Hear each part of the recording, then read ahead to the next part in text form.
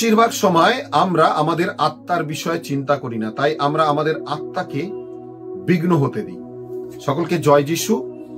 আত্মার এই খড়গের অনুষ্ঠানে আমি আপনাদের সকলকে আহ্বান করি। প্রিয়জনেরা, বিশ্বাস করুন, প্রভু চান যেন আমরা আমাদের আত্মার বিষয়ে চিন্তা করি, আর তাই তিনি আমাদেরকে আশীর্বাদ দান করতে চান। প্রথম পিতর অধ্যায় 4 পদ সংখ্যা 7 লেখা রয়েছে, সবকিছুর শেষ পরিমাণ কাছে এসে গেছে, সুতরাং প্রার্থনার উদ্দেশ্যে সুবিবেচক ও মিতাচারী হও। ধৈর্য ধরো, মিতাচারী হও, ঈশ্বরের বাক্যে বিশ্বাস করো এবং ঈশ্বরের বাক্য অনুসারে চলো, যেন ঈশ্বরের কৃপা, দয়া, অনুগ্রহ ও শান্তি তোমার জীবনে পরিস্ফুটিত হতে পারে। তুমি যেন ঈশ্বরের উপর বিশ্বাস করতে পারো, আর ঈশ্বরের নির্ভরতা, তোমার কৃপা, অনুগ্রহ যেন তোমাকে আরো আগে নিয়ে যেতে সাহায্য করে।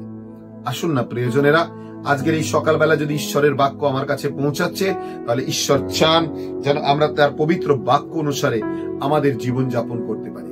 ঈশ্বরের প্রেম যেন আমাদের জীবনে থাকে। আমেন। যুক্ত থাকার জন্য অজস্র ধন্যবাদ। ঈশ্বর আপনাকে আশীর্বাদ করুন। শেয়ার করতে ভুলবেন না। সকলকে জয় যিশু।